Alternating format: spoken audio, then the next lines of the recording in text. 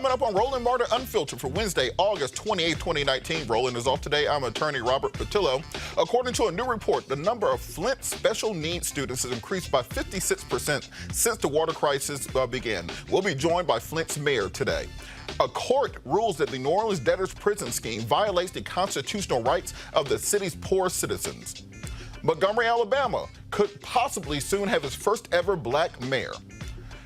The fourth white supremacist has been arrested and convicted over his role in the attack of a 20-year-old African-American man in Charlottesville. He is now going to jail.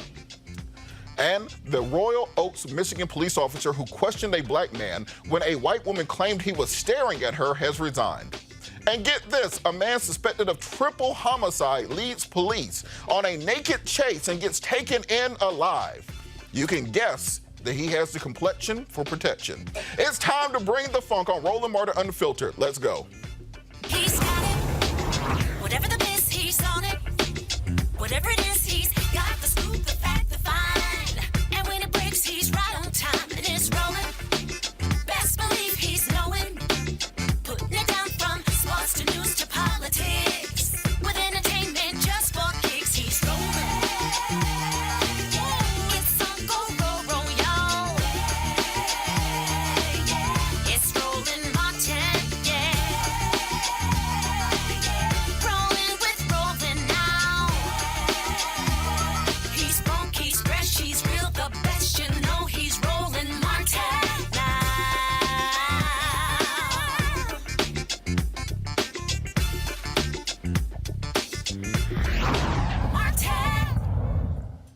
It's been 5 years since this Flint water crisis began, and the problem continues. Last week, the city spilled 2 million gallons of raw sewage into the river, and to add insult to injury, a recent study shows that the number of Flint special needs students has increased by 56% since the water crisis began. Joining me to talk about the growing problem in Flint is Mayor Karen Weaver. Hello. Hi, how are you doing, Ms. Mayor? I'm doing just fine. All right, so can you kind of explain to us what is going on and how has this problem persisted for so long? Okay, so what is going on in Flint? There are a lot of things going on in Flint. Let me just start by saying one is Flint has made progress. I do want people to know that. We are going to be finished with the lead service line replacement this fall, which is a year ahead of schedule. So that's a really, really good thing. We're working on the restoration, so the roads and the lawns are getting fixed. I'll tell you where our issue still remains and why I am continuing to tell people to stay on bottled and filtered water. The first reason is we haven't completed the lead service line replacement, and until we get all of those lead and galvanized lines out, which I said will be this fall, I will continue to, err on the side of caution. The other thing we've talked about, and I've had this conversation with state government and with federal government. While we can change the pipes and have brand new pipes, we can have our water testing, very well because it is. People's in-home plumbing, people that, just like pipes were old, in-home plumbing and fixtures were old in some homes.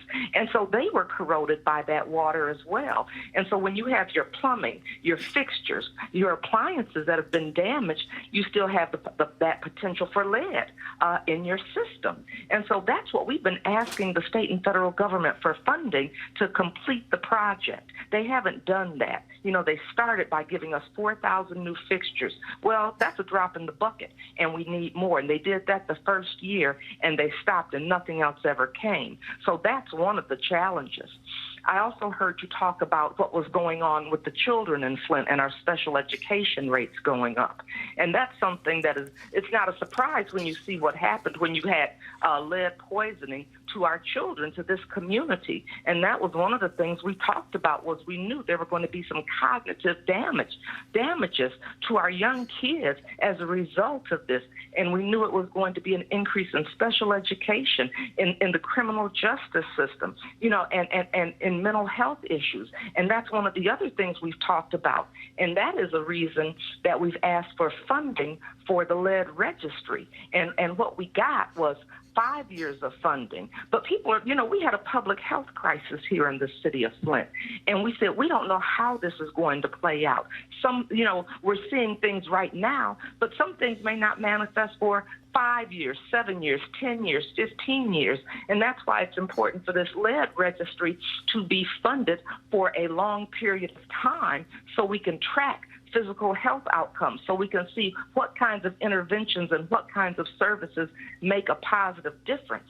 And so that's another thing that we're continuing to ask for money from the government for. The federal government gave us 5 years of funding. Well, 1 year is up, so we have 4 years of funding left for this lead registry, which makes no sense for a city that had a public health crisis and is continuing to deal with the public health crisis. So those are some of the things going on. Well, we've known since the fall of the Roman Empire that lead in water leads to mental and physical health issues for human beings.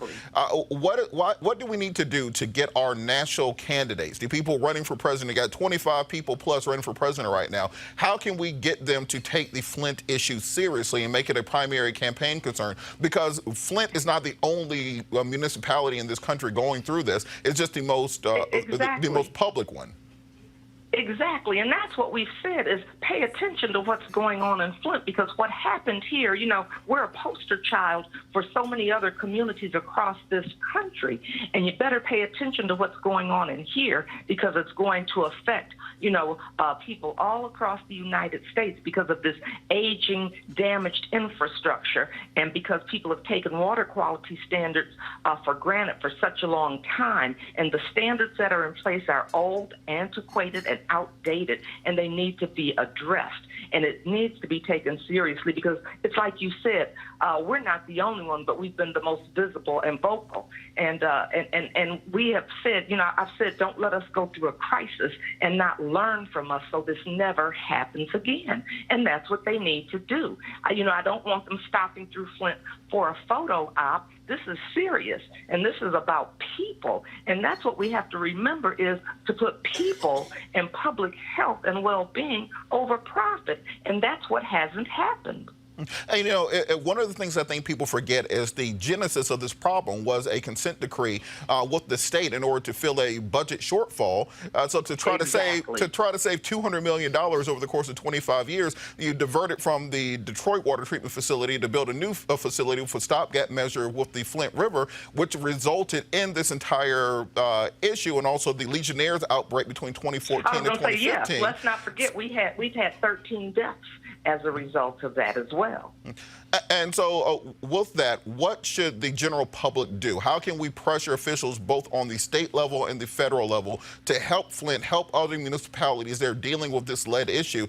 Even the federal government didn't hit on the lead issue until, I think, 1991. So we have millions of miles of antiquated lead and iron piping from the 1920s through the 1960s. What can we do as the general public to fix this issue? You know what? One of the things is we have to speak up, and we have to come out and vote, and that's where we've been lacking as well. We've got to come out and vote, because your vote is your voice, and it matters, and you better watch who you're putting in office. You better pay attention and get involved. That's one of the things that has to happen.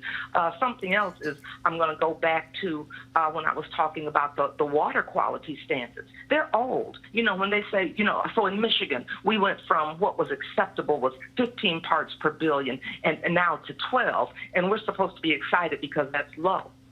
That's the lowest there is now. Well, that's not exciting to say the standards are going to be 12 parts per billion. That makes no sense, because we know that is going to damage children. It's going to damage people. It's going to damage seniors, those with compromised immune systems, and we don't know what it does to the rest of us. So we can't go for the status quo. That's the other thing. And then they put unfunded mandates in place where they say, okay, you've got to change all of the lead service lines, but they don't give the municipalities the funding to be able to do that. People said, what did you all do on the private side? Well, we had to sue, so the state, and we had to sue the state to get the funding, and the federal government under the Obama administration gave us $100 million for that.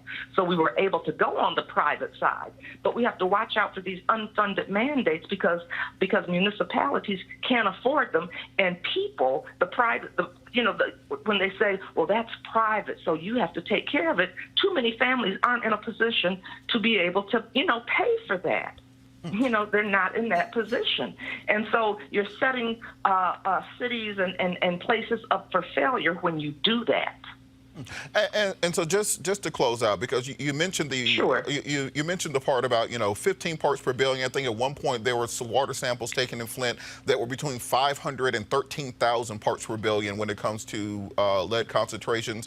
Not to mention the manipulation by previous administrations and previous officials when it comes to the testing criteria. I think the EPA standards were that you had to have a six-hour hold before testing in order to make the determination of the parts per billion, and you had local officials who were doing a flush right before the... They were doing flushes, yeah, they were doing right. flushes and so you right have to look beforehand. at those instructions that are put in place because they gave out bogus instructions.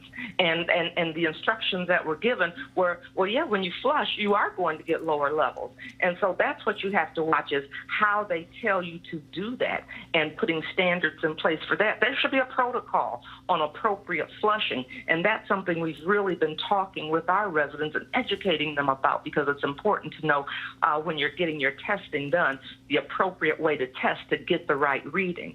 But I do want to touch on something because, the headlines have read that the city dumped sewage into the Flint River, and that is not what happened. We had a storm here in the city of Flint. We had a rainstorm, and we got inches and inches of rain in a short period of time, and the reservoir at the plant flooded. That was what happened. So it wasn't like it was human waste sewage that got into our water. It wasn't that kind of thing. And we were able to address that because the sewage was already caught. So this was other, so what happens when there's a flood? And that was treated. So I don't want it to sound like the city of Flint was negligent and dumped waste into the Flint River because with everything we've been through, I really don't want that to be the headline. But that was what they put out there. That was how the media put that out there, and that was not what happened. It was Mother Nature having a storm in the city of Flint, and that was something that we weren't prepared for. We weren't prepared for that amount of rain in that short period of time, and the flooding took place. So that was what happened with that. We've just spent millions and millions of dollars. Like, I think it was $36 million cleaning the Flint River. So I just wanted to, get that out there as well. Well, I think it's very important for people to understand that now Flint is in good hands, under good leadership. There are people who are competent and in charge. I want to thank you so much for all the work you're doing. Keep us updated on what we can do in the rest of the country to help Flint and help the water situation there. Thank you, Mayor Weaver. And keeping this message out there helps us all. So thank you for that. I appreciate it. And so do the residents of this city. Thank you so much. Mayor Karen Weaver from Flint, Michigan. Joining us. Thanks. Joining us now on our panel is political and social analyst Dr. Cleo Monago and also former chair of the National Bar Association, PAC, attorney A. Scott Bolden. How you doing, guys? Good, real good. All right, so on this Flint issue, why is it this has not penetrated and percolated up to being a national issue? We've had 2 presidential debates so far, 8 hours of conversation, and I don't think we've heard anybody even mention the issues of Flint because for every Flint, there's also a Gary, there's also an Atlanta, there's also a Baltimore where you have similar issues, similar piping and infrastructure issues, but no one is talking about it on a national level. It seems like when it's just us, it's just us. There must be a plan for it. Flint can't catch a break. Mayor Weaver is absolutely right about this flooding piece because the headline said sewage dumped into the Flint River. The reality is that the residents of Flint, they don't get their water any longer from the Flint River. Yeah, that was a temporary... It's a temporary piece that went south, that never worked out. But then they readjusted and they they went back to getting their water from Lake Superior, which is off the, I was about to say off the coast of Detroit, but it runs through Detroit in their deal. They are talking about it when you talk broadly about climate change and infrastructure, but not specifically about Flint or any of the other urban centers. And it really is a form of environmental injustice, if you will, environmental discrimination, because even the DNC had a chance to have a debate on climate change and the environment, and they voted that down at their recent meetings last week. And so it costs to take care of poor people and to provide good health care and environmental standards and all the things that all of our communities deserve, need, and want. But poor people, it costs a lot.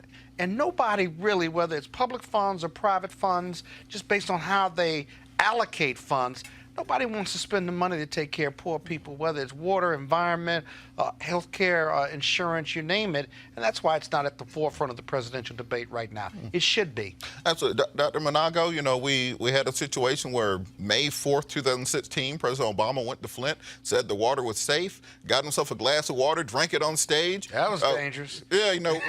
Oh, it looked dangerous. Well, it's not that it was dangerous, but it was political malpractice, because basically he was telling the people there that the water is safe, and now we got a 56% spike in the special education because they believed the president who said the water was safe. So well, the damage had been done already. Yeah, those pipes have been corroding for years, and for the president to say the water is safe and drink the water, who knows what the lasting effect of that is? Well, we haven't seen anything better with President Trump. So what should we do when it seems like both parties don't care?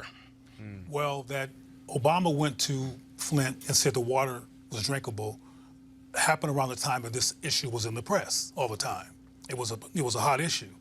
I think the reason why he went there and that it was talked about, did all that, is because he wanted to look good and take advantage But of the feds did give them plenty of money. Gave them a lot of money, not plenty of money. You mean Flint? But a lot of money. Gave Flint a lot of money. Right. He did keep his commitment on that, and they've replaced these pipes. Well, that's true. They've got a lot more work to do. That's true, And but they I'm did that talking about- redeal with the Lake Superior, so there has been some progress made. Sure, but what's not true is that the water is good. That's not what's true. And I think that Obama got caught up in the opticalness, if you will, of it all. And this gets back to your original question regarding why didn't it come up recently in the debates. Well, it's not the topic. Unfortunately, these Not presidents... sexy. Right. Unfortunately, these presidential candidates follow whatever is media savvy. And that's why they talk about reparations, which they never talked about before. We had just had this commission meeting with Congress, and now it's a hot topic. So unfortunately, as opposed to following what's right for the people and being concerned about the poor and being concerned about people's lives, people are concerned about being liked enough to get the popular vote. You know, remember one other thing, too. There are a number of civil lawsuits still pending over this. And so whether they're suing the state or suing private sector participants in what occurred in Flint, those cases, and there's several of them, and their class actions are making their way through the federal and the state judicial system in Michigan. So arguably help is on the way. The criminal indictments, be honest with you, those were dismissed by the judge, and rightfully so. That was a very, very high standard, going to be difficult to reach. But the real civil justice in all of this has to come through the federal and state courts, and I think it will. And when they do pay up and pay out, including the insurance carriers, at least there will be some modicum of compensation or a lot of compensation to make this as close to right as possible. Yeah, I think we noticed that at the very beginning of Mayor Weaver's conversation, she wanted to get the record straight, let us know there was progress being made. Yeah. But I think it's important real quickly, Robert, to point out the fake news angle. I mean, I heard all over the country, national news, that sewage was flowing into the drinking water of Flint, Michigan. And that was fake news and a lie, and I think she took it personally. It might be also because she's a black woman running a city and she doesn't want that kind of reputation because it's racist, and it may or may not be racist that they lied and claimed that the water is not only full of lead now, but it's full of human sewage. Well, but that worked for the Republican narrative, though. That headline worked for the Republican narrative. Well, I think it's a bipartisan failure because it was a failure under Obama. It's been a failure under Trump. You had local officials who were Democratic, state officials who were Republicans, and all of it didn't work. So I think it's important for us to understand that. Turning to the news, a federal judge in Louisiana delivered a major victory to advocates of the poor who have argued that the criminal justice system across the nation exploits folks who can least afford to pay excessive court fees and fines. United States District Court Judge Sarah Vance ordered courts in New Orleans Parish to allow a neutral forum to determine whether defendants can afford to pay court fees before sending them to jail for non-payment. So, Scott, this is one of those things in criminal law that you find often. that the system is by its very nature rigged against the poor. You can violate your probation for not being able to pay your probation fees. You can get sentenced to a jail sentence because you don't have money. You end up in jail for a weekend or until you can make bond because you don't have money for a cash bond. Why is it so important that we take the economic discrimination out of the criminal justice system? Well, it's not really economic discrimination. They're looking for a way to force people to comply with orders. And whether you're rich, poor, black, or white, if you don't comply with court orders, and they're trying to get compliance, and you've been either found guilty or this is part of your bail process, it's been the traditional way of forcing compliance. I think you and others are right that because of the widening gap, wealth gap in our country, we've got to figure out another way. I don't know what a neutral forum looks like because in the judicial system, you have the administrative side of this that looks at what your ability to pay, what you're available to pay, do you work, do you not? These are all factors that play in, but the problem is if you can't pay, and everyone knows in the courtroom you can't pay, the only alternative is to go to jail to either not pay off your debt or to do something to force compliance. The problem is when you're in jail, right? How do you pay your child support? How do you pay court fees? Are you going to waive the court fees if I choose jail or if economically I've got to go to jail? So this federal decision is the first step towards getting away from that, having a neutral form. But what does that look like, sound like, and feel like? And what's the alternative? Because right now, psychologically, the criminal justice system, all we know how to do is do two things: charge defendants and those who break the law or lock them up. And none of that is about rehabilitation, job training, entrepreneurship training, or anything that's going to break the cycle of poverty. Well, one thing, Dr. Monaga, that I've noticed from practicing law is putting people in jail doesn't give them any more money than they had when they went into jail. So if I couldn't pay the fine before I went to jail, let's say I'm working a minimum wage job, something along those lines, or just entered the workforce to try to pay these things off. off. Or I may lose my job. Yeah, you put me in jail, I lose my job, I lose my house, I lose my car. Whatever progress I've made to getting back on my feet is now gone. And now when I get back out, I'm starting over from scratch. And often they re-enter the alternative economy, which is what got them in jail in the first place. So what do you think we need to do to focus more on restorative justice? You know, community service instead of paying a fine, ways that you can work off the amount that you owe instead of having to pay cash, and stopping the for-profit nature of the criminal justice system. One of the biggest issues I've always found is you'll go to a community where every single building is boarded up, you know, the neighborhood is burnt down, and then you'll see a brand new shiny courthouse because they're getting so much money from these people convicted of crimes that is the nicest building in the entire area, the courthouse or the jail which is built there. Well, what you just mentioned in terms of the boarded buildings and the shiny courthouse has to do with a lack of decency and human integrity regarding how laws fall out and how people benefit or do not benefit from being punished for breaking the law. I'm real glad that this neutral form is being developed. I hope it becomes a national model for the rest of the country because, as you mentioned, I mean, I don't practice law, but it's logical that you cannot do anything while you're in jail to bring, you know, to raise bail. But I think it's a good idea that this is occurring, and even though it's an issue of, you mentioned the issue of compliance, the bottom line is that the compliance issue does not make room for economic diversity. And that they're going to consider whether people can afford it or not before they pile all these fines and put them in jail is a good thing. And of course, just like we have places like Ferguson, where black people were pulled over left and right, and this has been proven by the DOJ investigation, pulled over left and right to make money for the civic center in that city. That goes back to what you said in terms of who's being valued. So at least in New Orleans, somebody is seemingly valuing people in the poor, and hopefully it'll be a wake-up call for other people. I don't expect that to happen on a landslide basis. As an alternative, why not put everyone that gets arrested? The jails around this country are full of young black men and women, brown black men and brown women and men, and instead of putting them in jail and putting them on some bail program, why don't you put them to work and have them clean up the community?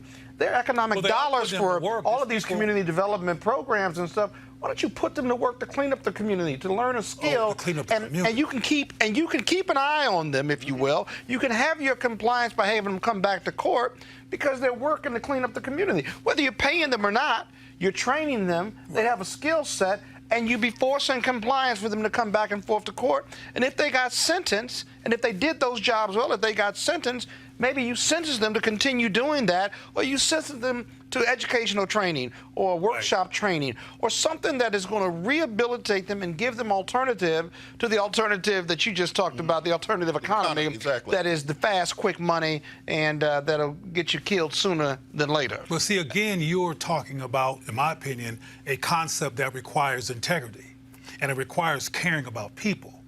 And these systems do not necessarily care about people. And it's value-based, though. They're adding value to our community. Well, they're adding value to other people. There's some of these prisoners are working for people. They're working for low wages for corporations. Sometimes you answer the phone to get customer service for a big corporation. That's an inmate who's been trained to answer that phone and do customer service work for a very, very low wage. So people are getting jobs, if you will, for a very low wage while they're in prison, but the jobs are not about making a community better. It's about helping a corporation lower its bottom line. So again, we got to look at whether we can have capitalist exploitation and human value at the same time. And that's a difficult juggle for a lot of people. Yeah, I think the issue that, fundamentally speaking, what we're doing is trying to put lipstick on a pig with our criminal justice system. Absolutely. We are taking the Anglo-Saxon medieval system from Europe, and we're trying to nibble around the edges instead of just blowing the entire thing up, starting over from scratch, figuring out something that works in the 21st century and not in the 13th century.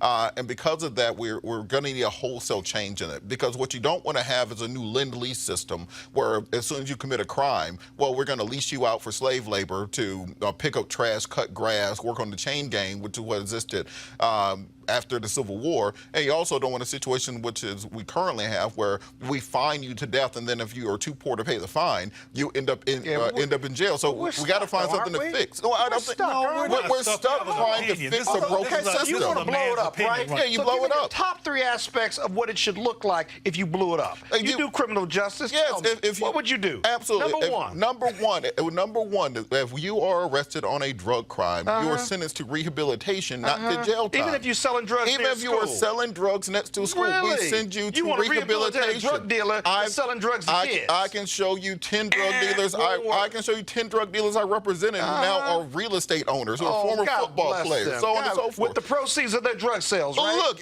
however you get the capital, you get the capital. Bayer Chemicals. And poisoning our community, so you want to give them. You don't think Dow Chemical is making money from poisoning our community? Can go after them. You don't think BP is doing the same thing? Wait. Does that make it better? Yeah. Well, look. No. So they're even. Dow Chemical and the drug dealers in our community. You just had a court. Number 2. What's the number 2 thing you would do? Number 2, you have the criminal justice system. You have to address the mental and health care issues which result in criminal interactions with the criminal justice system. Money for that already. But they're not using it because most of the people sitting up in the courthouse on Monday morning are people with mental health issues, physical health issues, or drug addiction issues. Number 3 on the list is. I haven't even got the number 3. I didn't got the number 3 on the list. Number 3 on the list, you have to address the economic aspect of it. Criminal justice interactions are far too often a result of poverty. You address the poverty, you reduce the criminal justice interaction rate. That's outside of the criminal justice That's not system. outside of it because broader. you have to have a holistic conversation. The same people who signed the check of the police officer, who signed the check of the DA, who signed the check of the judge, also signed the check for the city council and the mayor and the public policy people. So they need to be working together because once you address the same way we get money for everything else. We got money for stadiums. We got money for infrastructure projects. We got money for tax cuts. We only don't have money for things when we don't want to do it. We got a $22 trillion deficit because we got plenty of money for whatever we want. We haven't made it a priority. To make it a priority, a budget priority, and you have to elect the right people in order to reprioritize those dollars and put them in the right place. But look, you see, in the crack epidemic in the 80s, we ain't have no money for treatment. We ain't have no money for nothing. Opioid epidemic hits West Virginia. We got money out the wazoo. Money just shows up. Oh, my God. It's a public health issue.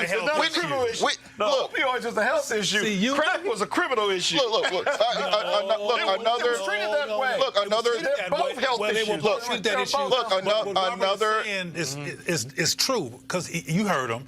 The opioid issue was affecting white folks, so now it's a health issue. Just like, for example, all these murderers. It is affecting. These these white mass murderers have mental health issues, and their father wasn't there. You don't hear about that when a brother kills Pookie Pookie's an old name. I'm dating myself. Shanique or whatever. The bottom line is that over that crack sale that went bad 20 years ago. But your debate sounded just like a city council meeting that you just had, because you have two different values, and this issue that we have in our country in terms of what decisions to make are based on people's values. Right now, we have white supremacists and white nationalists, and their values are determining how legislation is done, how policy is done. Robert mentioned that if someone was selling drugs outside of a school, maybe they should be rehabilitated. You said, no, they can't be rehabilitated. You're not going to rehabilitate. I've seen it happen to me times. And you gave me some examples, and I have some examples, too, of how people can be rehabilitated. They're going to do some time before you get to rehabilitation. Well, that's you selling drugs outside of school. Your punitive value system. I'm not saying that is the only value system you can have when you got a drug dealer dealing drugs near school. Well, they have got to be penalized. But hold on, Cleo.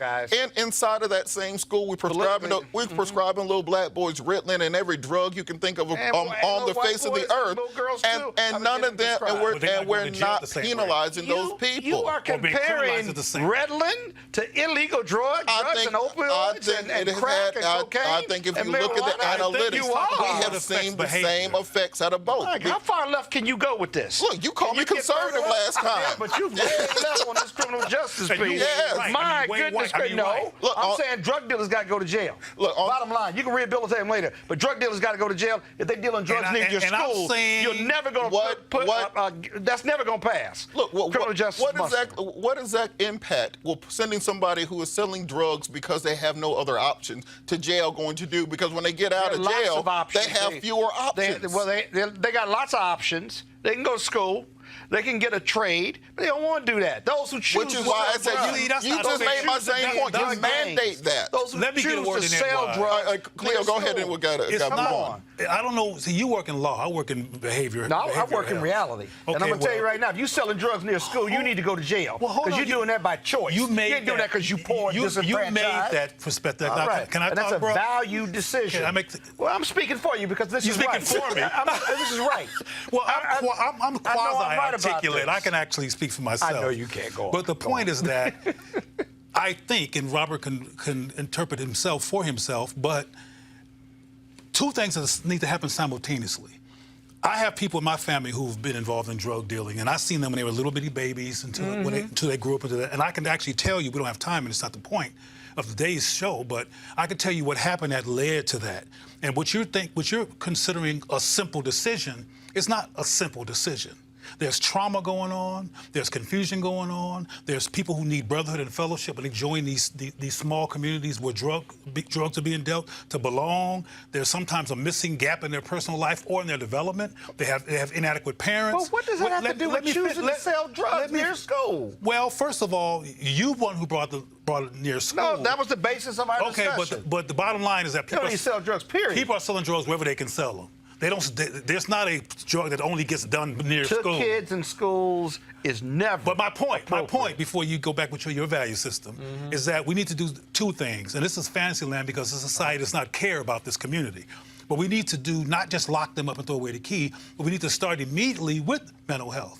We start immediately with some kind of transformation. So every drug dealer. All right, fellas, come on. We got to move on. Protect the young people. All right, let's move on. We got to keep moving on to the headlines. I've seen it's a great discussion. Just like he said. We got to keep this going into an after dark session. Socialists on this issue. All right, headlines. The Royal Oaks, Michigan police officer who stopped and questioned a black man because a white woman said he was staring at her has resigned. The woman called 911 and reported feeling uncomfortable after 20-year-old Devin Myers circled her vehicle on August 13th. Myers says he had parked his car and was walking to a restaurant when he was stopped by police. Royal Oaks Police Chief Conrad O'Donoghue, the most Irish name I've heard, announced the resignation of the city council at a city council meeting, saying that the officer quit Friday when faced with the consequences of his actions. O'Donoghue said that the stop shouldn't have lasted 20 minutes and that the officer shouldn't have asked Myers for his identification. Also in headlines, Montgomery's first black mayor. The numbers are in, and it appears that Steve Reed and David Woods are headed to a runoff for Montgomery's mayor's seat.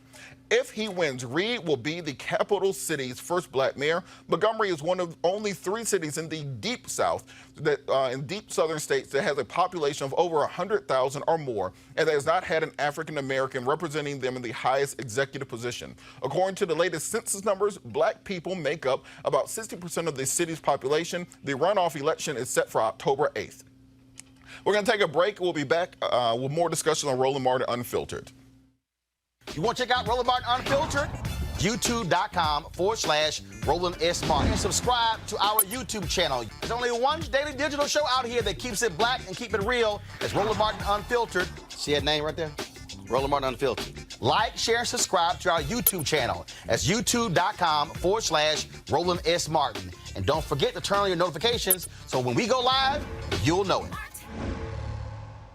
All right, folks, you've heard me talk a lot about marijuanastock.org. Why? Because I want to keep you informed of investment opportunities that make sense. You've all watched the growth of the cannabis industry. A recent report by New Frontier Data estimates the global cannabis market at over $340 billion. Now, we know that marijuana legalization is sweeping the country state by state. We also know that marijuana has a good cousin, the hemp plant, which with a much higher concentration of CBD. That means hemp gives you all the medical benefits of marijuana without getting you high. Now, until recently, hemp farming was practically illegal in the U.S. and heavily regulated by the DEA. However, the 2018 Farm Bill changed all of that, making it legal to grow hemp CBD in the U.S. and creating one of the largest commodities worldwide. They need land to grow all of the plants. And folks, is it rocket science? It's an incredible investment opportunity. And that's where our good friends at 420 Real Estate come in. Their business model is simple. They buy land that supports hemp CBD grow operations and lease it to licensed high-paying tenants. That's right, they are hemp CBD landlords, and you can get in on the action. The folks at 420 Real Estate decided to do something special for Roland Martin Unfiltered family. Originally, the minimum investment level was $500. Right now, you can invest in this crowdfunding campaign for as little as $200. That's right, $200 up to $10,000. Now, let me recap. This is a $340 billion worldwide industry, and it's growing. You can participate with as little as $200. To invest, go to marijuanastock.org. That's marijuanastock.org. Get in the game and get in the game now. Delvin Carter is a fashion designer who designs everything from shoes to jewelry. Recently, he sat down with Roland to talk about what he does and why he does it. Delvin Carter, welcome to Roland Martin Unfiltered. Thank you for having me, sir. How you doing? Doing great. So I saw you interview on the Breakfast Club, and what I was intrigued by was the fact that something that we talk a lot about on this show, this being a black-owned, independent media outlet focusing on, not asking other folks for permission to do what we do. And that's what I thought was also intriguing about what you are doing with Sia Collective. And your deal is there's something we can't make. And so where did it all begin for you? What was that moment where you said, you know what, I'm going to do this. I'm going to actually build it myself and not actually wait for other people? So that moment, that's a great question. So that moment happened for me. I was still enlisted in the United States Coast Guard. And at the time, I was living in New York, and my daughters, because I'm divorced, I was divorced at the time, I'm married now, but they were living here and I was living in New York. And I just was like, you know what, I can't continue to live like this, to have my kids have to only see me on holidays and stuff like that. So I got the military to transfer me back to the Bay Area. And when I got here, I said, you know what, I need to make extra money. So I was always good at customizing shoes, which is like taking them apart, remaking them. And I had a lot of orders, and I'm in my military uniform at the post office, and I have like 10 boxes of custom orders that I have to send out to the clients. And I'm sitting on the line, not sitting on line, but I'm standing on line, and I'm looking at the cashier in the post office. And this is no knock to postal workers, but I looked at him and I said, when he was a kid, did he tell his mom, I want to work for the post office when I get older?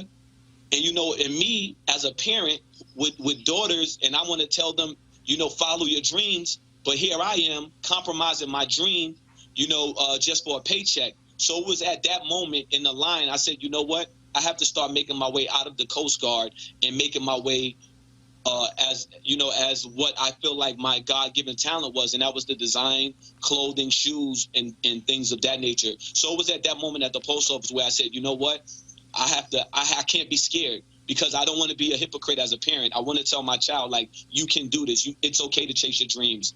And if I didn't like give up an 11-year military career where I only had 9 years left to get a retirement check, I felt like I would be a hypocrite to tell them, no, chase your dreams, because it was never my dream to be in the military. It was my dream to be a designer, but I made a promise with my sister, if I didn't make it in fashion by the age of 25, that I would give the armed forces a try, and that's what happened.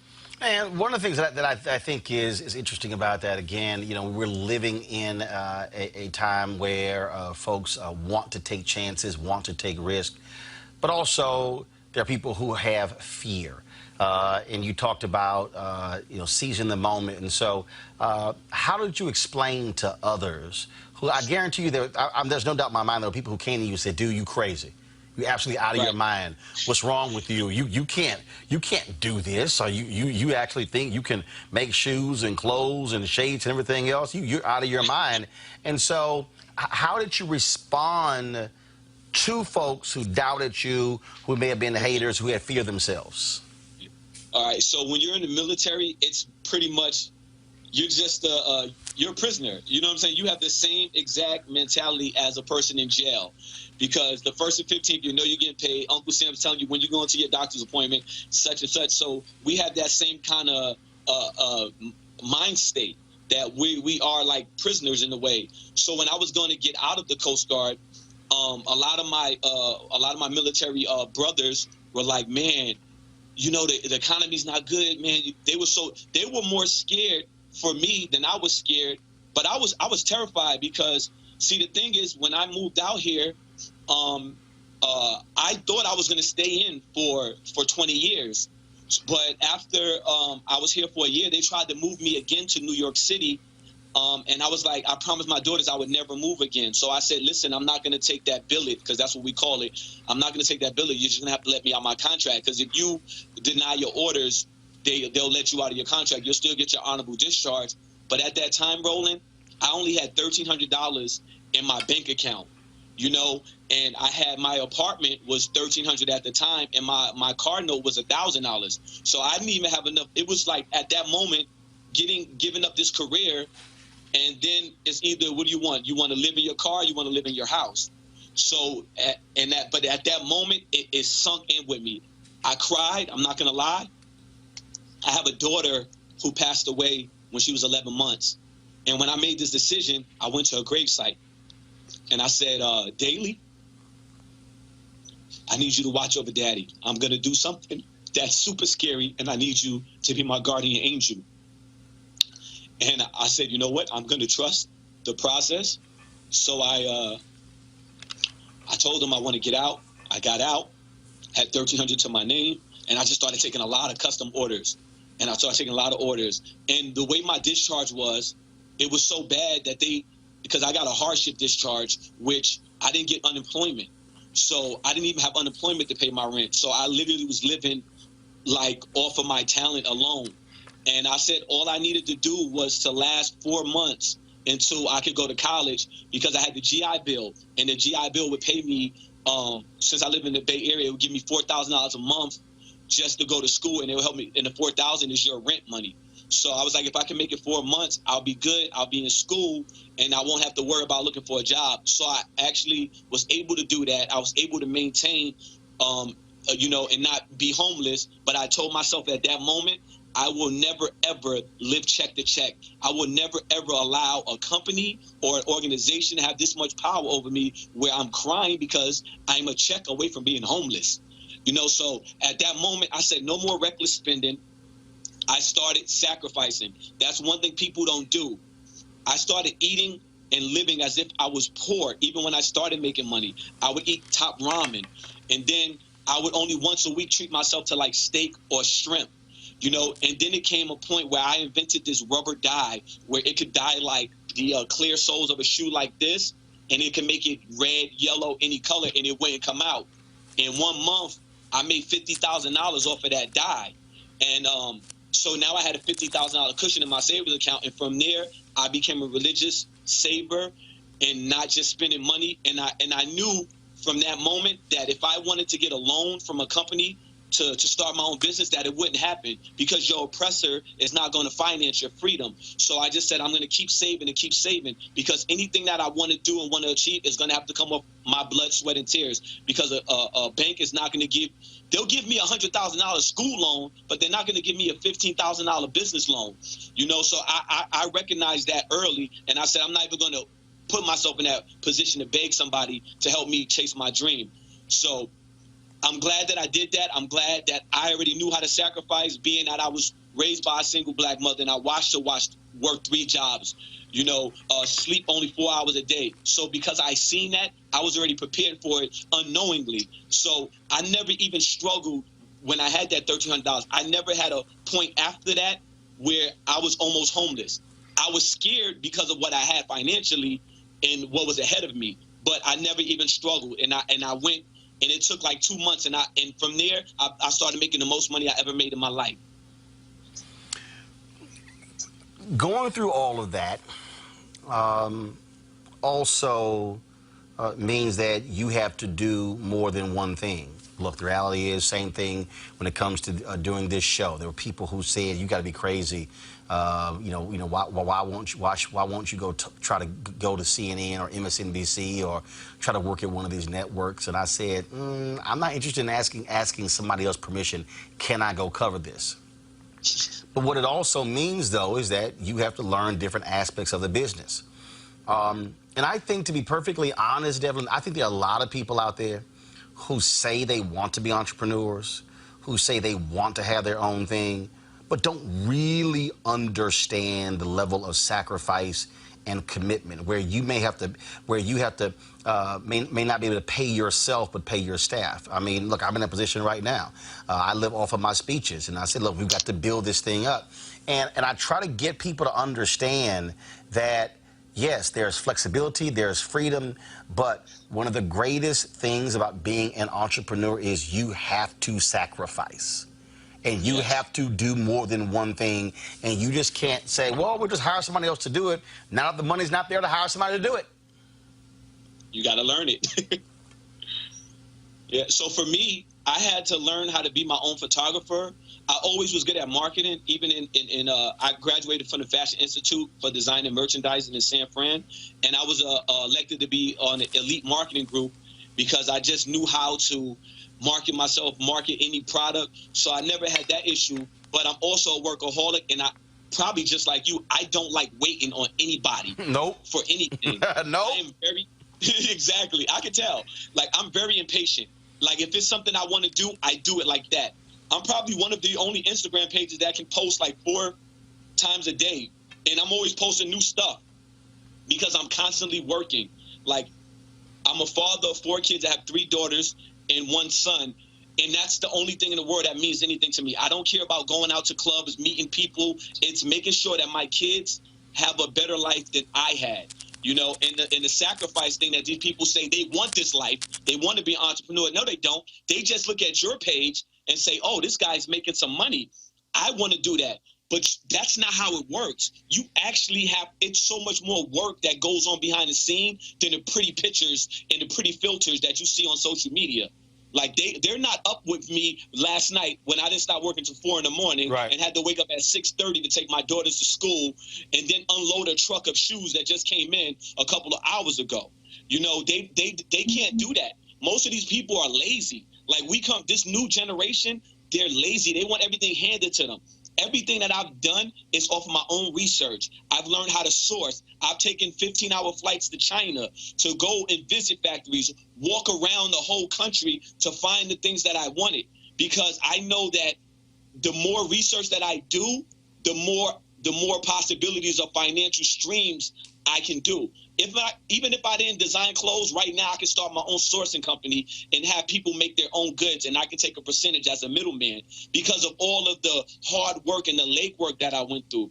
And that's why when I tell people, it's a smack in the face when you tell a black-owned brand that their price is too high, or you should give out free stuff because Gucci does that. Well, I'm not Gucci, and I don't have $1 million, $3 million budget just for marketing.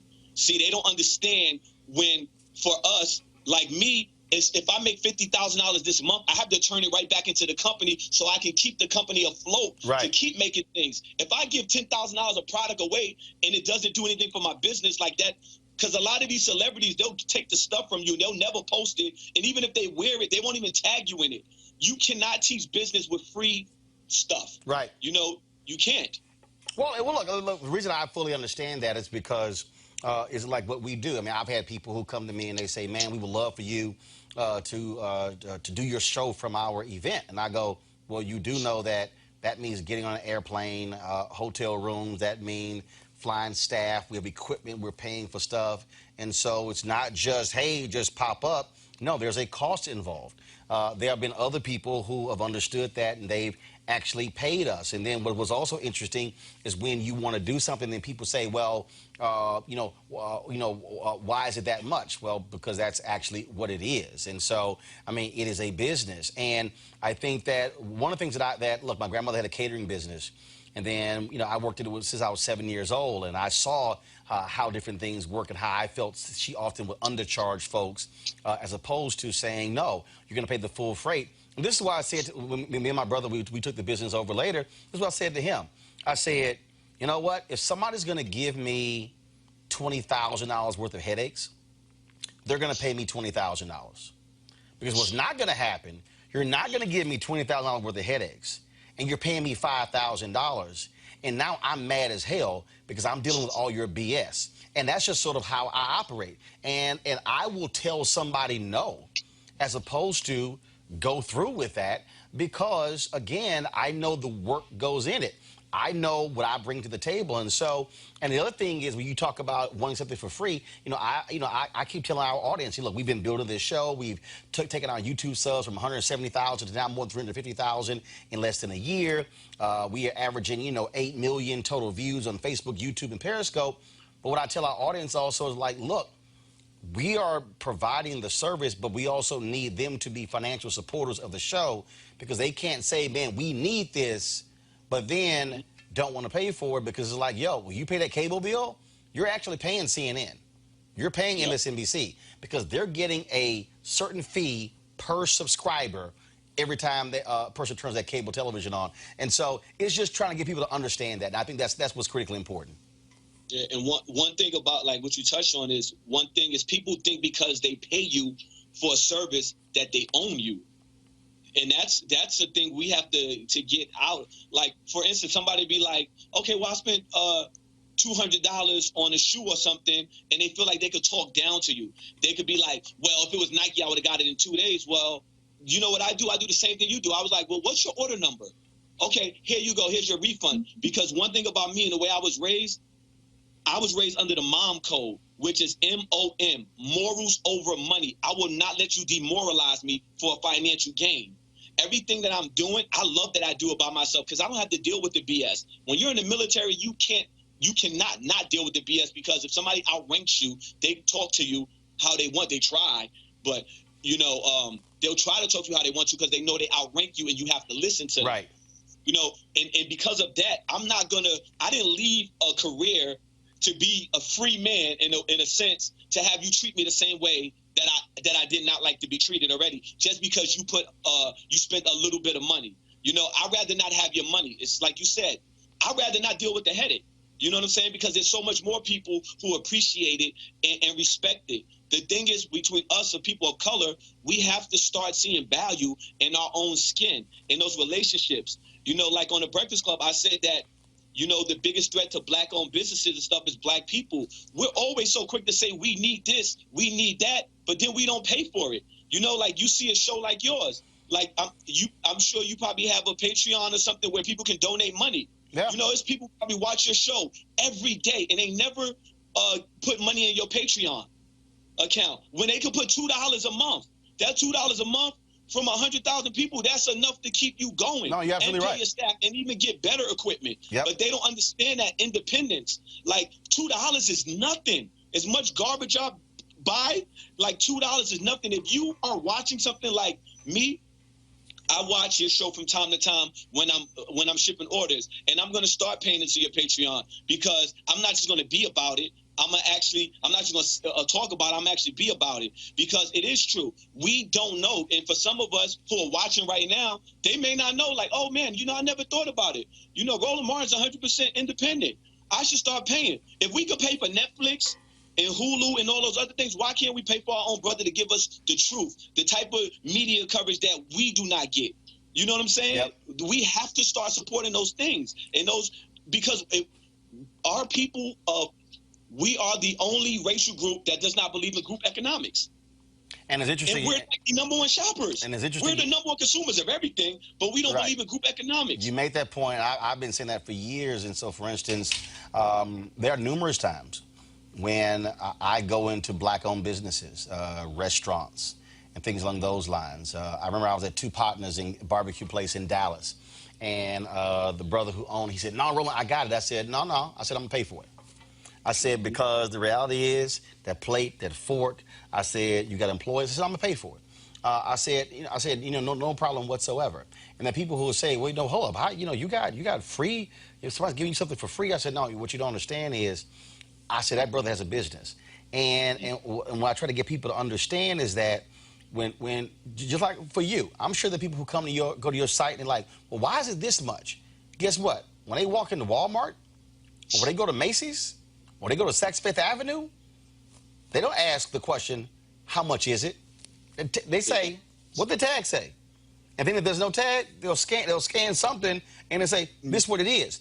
And so my deal is, I'm right there with you. We've got to stop looking for the hookup with black-owned businesses and understand that they are a business just like any other business. Last question for you. How did just very curious, obviously the Breakfast Club has a huge platform. How did that change your business? Do people all of a sudden started hitting you up because they finally? Some people say, man, just like me, I didn't realize you existed. It's like, yo, I gotta get this brother on. And so, what was the reaction? What was the fallout from it? So my FBCC page, I had 148,000 followers. I have like 185,000 now. My clothing line page, Society Collective, went from 30,000 to 85,000. The funny thing is, though, I get messages now. Some guy DM me a few. Hey, man, I seen you at the Breakfast Club. Super inspirational. I've been following your page for years. You know what? I'm going to go buy something. I'm like, I didn't even respond to him. I'm like, you've been following me for years. You've been seeing the hard work I've been putting in. You didn't want to buy nothing until I was on the Breakfast Club. So the Breakfast Club is what made you be like, they validated you. You legit now. Like, I've been legit for the last 5 years killing stuff. But because I'm on the Breakfast Club, now you want to spend some money with me. Like, you've been following my page for 5 years. You done seen me go through struggles. You done seen me keep consistently bringing this. You done seen me do free programs for the kids. I teach young kids and children of color how to sew for free. I teach them how to do fashion design, and I don't charge the parents. And the sad part is most of those parents don't even come back to the store and even buy a T-shirt. I feed their kids. I told them I don't want no money from you. I take their kids on field trips, and this is all on my own dime because nobody did this for me. And one thing that I want to be a part of the change. I want to spark that change behind me. Those young kids coming up, maybe one day they'll be a big fashion designer. They'll be like, hey, man, Devlin Carter was my teacher. He taught me when I was 8 years old. There now you look go. at what I'm doing. It's crazy, but the Breakfast Club definitely brought a lot. But the good thing about the Breakfast Club is I get celebrities hitting me up now, and they're like, yo, I love your stuff. And I don't want it for free. I want to pay for it. So at least I'm getting, like I had Shaq hit me up last night. So I'm working on a shoe for Shaq. He's like, hey, man, I want you to make me some shoes. I buy in bulk. I don't want it cheap, but can you make a size 22? I was like, I hit my factory up. I said, hey, can we make, he wants like this shoe right here. I was like, can we make a size 22 in this sole? He was like, yeah, we could make it. So right now we're working on, making Shaq his own shoes of my shoe, which is crazy for an independent company to be able to make a damn size 22 shoe for Shaq. But Love he's it. real cool. He's like, man, I don't want no discounts, man, and I want 20 pairs of each. So that man, was a blessing. Hey, that's what I'm saying. So again, congrats. Give people the website again. Okay, so the website is COLLECTIVE.com. That's Saya Collective, which stands for Somewhere in America. And I have my own app where you can shop on the app, and it's called Somewhere in America. That's the app, and the page is Saya Collective. So SIA_collective that's at Instagram. So that's the Instagram handle in FBCC Bay Area. And you're based, where you based? I'm based in the Bay Area, California, but I'm from Brooklyn, New York. Okay, well, hopefully when I get to the Bay Area, our paths will cross. Dylan, I appreciate it, man. Thanks a lot and good luck.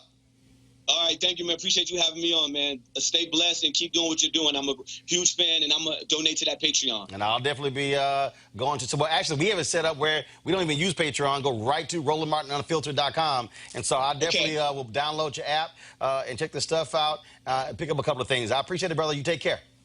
All right, you too, brother. All right. All right, folks, Luxe Jazz is the experience of a lifetime, delivering top-notch music in an upscale destination. The weekend-long event is held at the Omnia Day Club Los Cabos, which is nestled on the Sea of Cortez in the celebrity playground of Los Cabos, Mexico. The Luxe Jazz experience offers the ultimate getaway for discerning jazz aficionados by pairing an upscale international destination with luxury accommodations, fine hot cuisine, top-shelf libations, breathtaking golf, exhilarating spa, health and wellness options, and much more, showcasing some of the biggest names in entertainment. The second annual Luxe Jazz experience continues to build upon its success and heritage with Jazzing Around Los Cabos, a celebratory expansion of accomplishing its goal of sharing all the finest the destination has to offer, including daytime excursions and mini concerts, including the Spirit of Jazz Gospel Brunch and Jazz Sunset Cruise.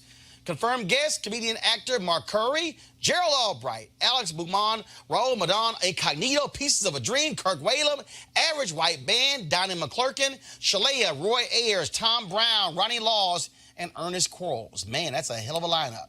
For more information, visit the website at LifeLuxeJazz.com. It's LifeLuxeJazz.com. Also, we'll be broadcasting Roland Martin Unfiltered from Los Cabos the Thursday and Friday. And so you definitely want to be in the house, folks. It is an amazing experience. I can't wait for it all to happen. So go to LifeLuxeJazz.com to sign up today. The fourth white supremacist was arrested and convicted for his role in an attack on a 20-year-old African-American man during the 2017 Unite the Right rally in Charlottesville. He was sentenced Tuesday to little more than 2 years in prison.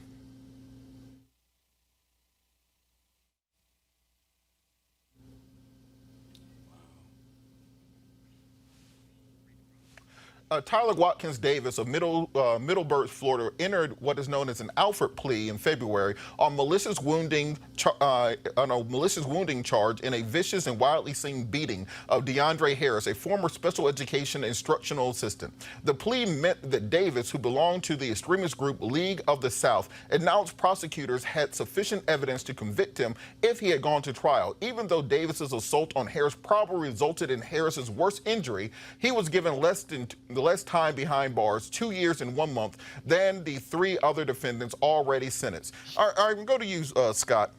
Because the Alford plea is where you're saying, look, I'm not admitting guilt, but I am saying that there's enough evidence to convict me if I had gone to trial. The judge made the point that because he only struck the assailant one time and he didn't stomp him and beat the hell out of him, that's why they gave him a lighter sentence. Well, what do you think about that justification, even though the one time that he hit the assailant resulted in a head gash and eight stitches being required?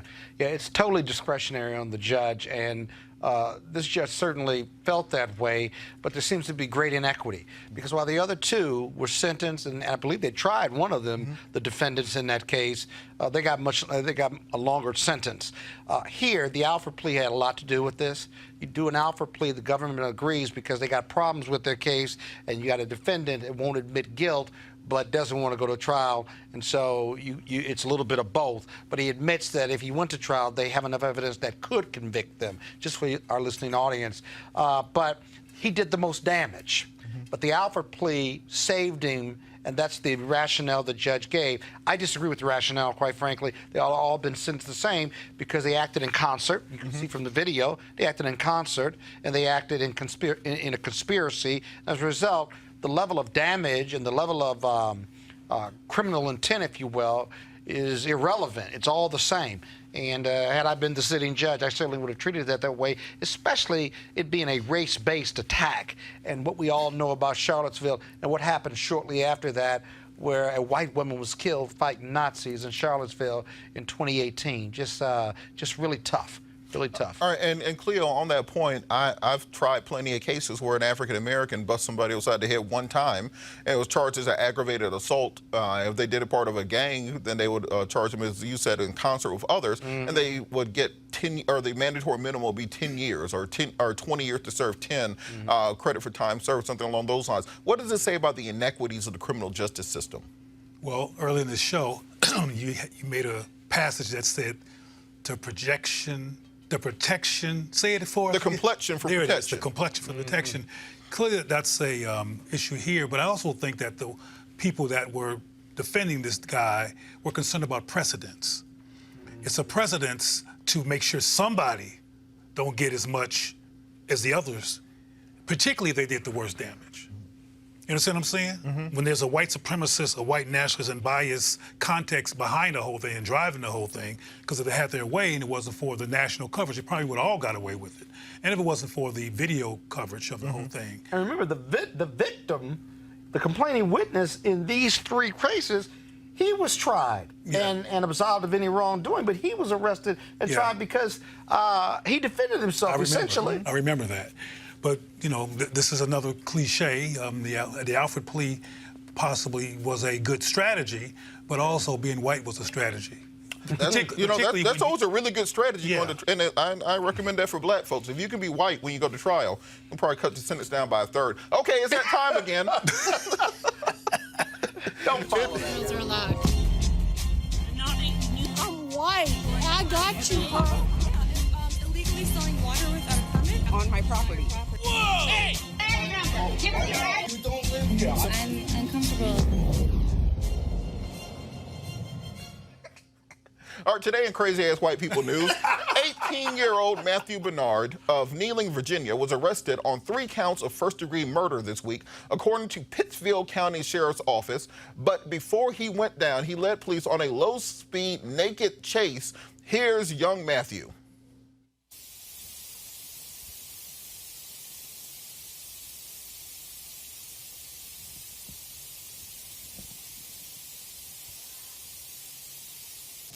Apprehend him and take him to a local hospital for treatment. I wonder how this story would have ended if Matthew was black. Cleo? Exactly. Well, there is a story. Because the police are running from him, and the police are armed, and he's chasing the police. Look, did you see that? Yeah. Look at It's ridiculous. And he's committed another crime right there. It's And ridiculous. the police are there.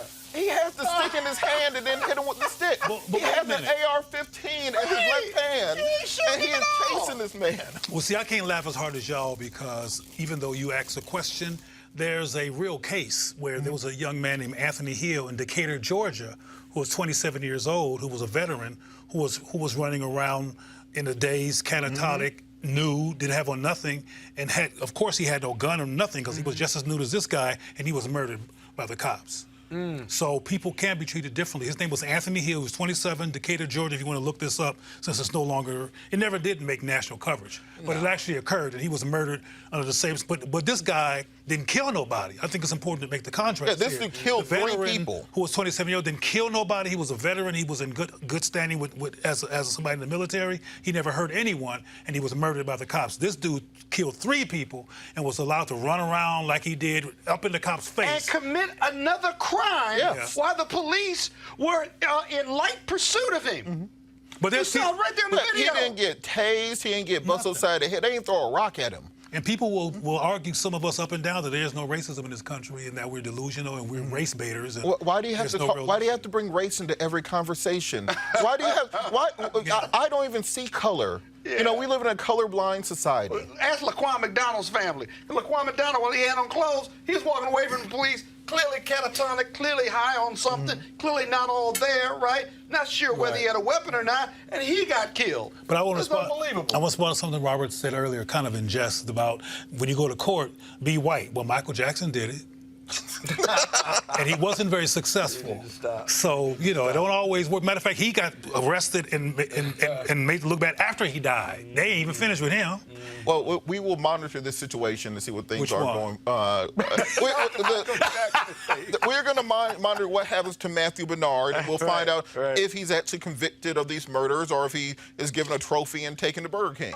Because you never know in these situations. Or considered mentally incompetent. You know, it's the video games. Incompetent. It's video games. That's the problem, video games. All right, in memoriam today, Greg Hinton, a Chicago native who became the Democratic Party's first chief diversity officer, has died at the age of 66. Hinton was hired in 2011 to ensure diversity of staffing and vendor contracts at the Democratic National Committee, the Democratic Congressional Campaign Committee, and Democratic National Convention Committee. Virginia Roll, chair of the DNC Black Caucus, said Hinton made them accountable for diversity, and you could see his impact at the 2012 convention in Charlotte, North Carolina. He was survived by his son, Kyle Hinton, Christopher Brenton, Greg Brookings Hinton, and his daughter, Alfreda Brookings Hinton, as well as 2 granddaughters. We'll keep the entire Hinton family in our prayers. Also in memoriam, we also mourn the loss of fashion icon Isabel Toledo. She presented her first collection in 1985, but her fashion grabbed the national spotlight after Michelle Obama wore some of her looks at her husband's 2009 inauguration. She was an independent designer, but served briefly as creative director for Anne Klein. Our thoughts and prayers are with the Toledo family as well as her loved ones. That concludes this edition of Roland Martin Unfiltered. I hope you enjoyed the show. Be sure to join Roland Martin when he returns tomorrow. Also, if you like what you see, go to RolandMartin.com and join the Bring the Funk fan club to support great journalism. Until next time, I'm Robert Patillo. Enjoy your evening.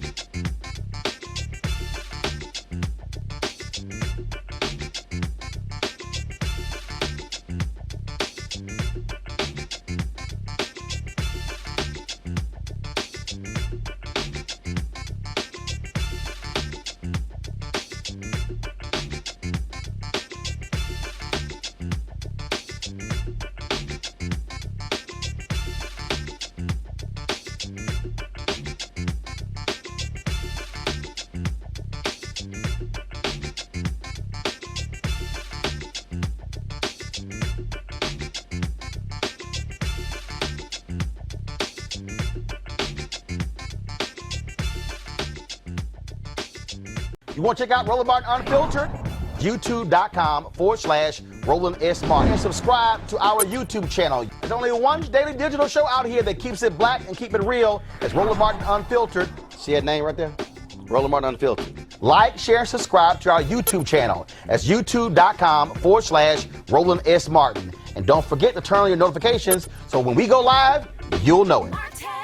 You want to support Roland Martin Unfiltered? Be sure to join our Bring the Funk fan club. Every dollar that you give to us supports our daily digital show. There's only one daily digital show out here that keeps it black and keep it real. It's Roland Martin Unfiltered. Support the Roland Martin Unfiltered daily digital show by going to RolandMartinUnfiltered.com. Our goal is to get 20,000 of our fans contributing $50 each for the whole year. You can make this possible. RolandMartinUnfiltered.com.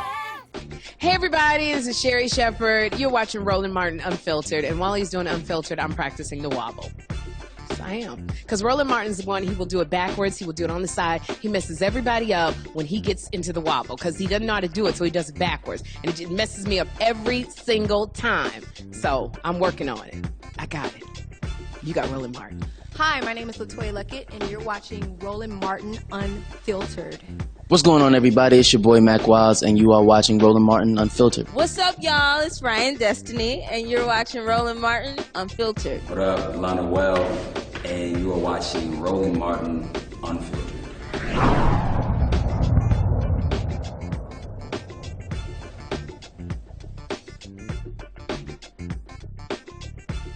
Hey fam, want to check out Roland Martin Unfiltered, the blackest show on all of digital, cable, and broadcast. Check out our audio podcast. There's only one daily digital show out here that keeps it black and keep it real. It's Roland Martin Unfiltered. Press play.